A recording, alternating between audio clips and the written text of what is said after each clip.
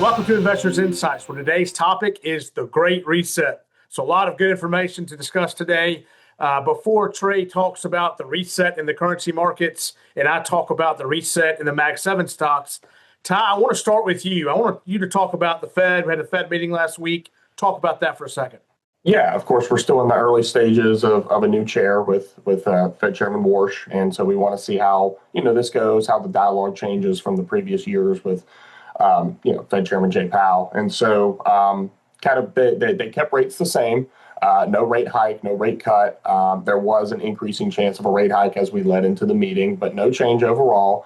However, it wasn't a unanimous decision. There were three people that dissented and wanted to raise rates, mainly because of inflation over the last 5 years or so, a lot of the economic shocks that have been going on, and a lot of the price shocks from there. And then talking about, do we reduce the balance sheet? Do we raise rates? Different methods of doing so. And so as we play along, in this journey with Fed Chairman Warsh, it's going to be interesting to see how things go. I will say that just because they did not raise rates does not mean that rates did not go up. We saw the 10-year Treasury yield push above 4.7%.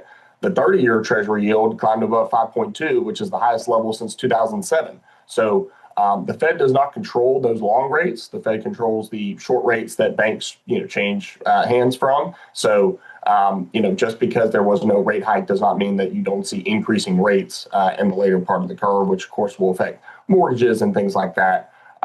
Coming up for September, which is their next meeting, what are we expecting right now? 63% chance of a rate hike, which if, coming into the year was not the expectation. The expectation was, maybe 2 or 3 rate cuts. We are now in rate hike territory, and it's going to be interesting to see. We do have, a month, 2 months here to figure out how that's going to play out.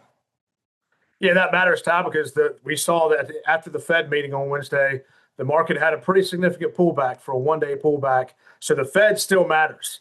And then Trey, talk about the currency markets. We don't talk about currency markets a lot, but they are very impactful. Talk about the importance of what's the reset of the currency markets. Yeah, thanks, Bobby. And this really kind of comes off of what Ty was talking about and the challenges that the Federal Reserve Chairman here in the U.S. has. Over the weekend, the U.S. announced that they're intervening for the first time since 1998 in the Japanese currency market to help support the yen. You can see on this chart over the last year before intervention, the yen has fallen in value. So this chart shows the value of the dollar versus the yen. The dollar has strengthened in value by 11% over the last year. That's a lot for one of the largest currencies in the world to move against the U.S. dollar. Usually currencies don't move too terribly much between each other. And so the fact that the U.S. had to intervene is kind of a canary in the coal mine for the global debt and currency markets. And so how does this impact the U.S.? Well, and why would the U.S. intervene? So a central bank really has two options. They can either defend the bond market, which means they try and keep interest rates down. What they do how they accomplish that is they issue currency and buy bonds, and that pushes interest rates down, but that weakens the currency and that causes inflation. On the other side, if they want to strengthen the currency, they can allow interest rates to go up and buy currency off it. So they sell bonds, buy currency.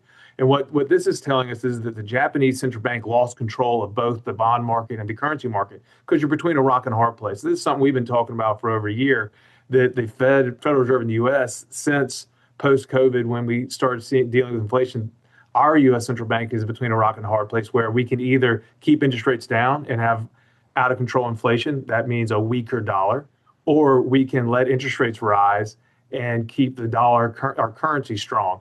And so that's what Chairman Warsh is dealing with here domestically.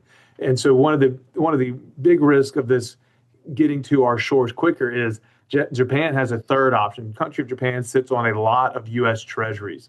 And so they could decide to sell those treasuries to then use that money that they get from selling treasuries to turn around and buy their bonds, which would put downward pressure on their bonds, upward pressure on our yields. So this is a really inexpensive way for the U.S. Treasury to intervene. They've done it before. They did it in 1998. They did it in 2011 for the reverse to try and weaken the yen. So kind of interesting to see that. So this isn't something that happens often, but there is precedent, and it's a really low cost way for us to kind of keep that from that from spreading to other economies, other bond markets. So it'll be very important to see how effective it is. In the short run, we've seen it be extremely effective. The Japanese yen has rallied drastically over the last few days.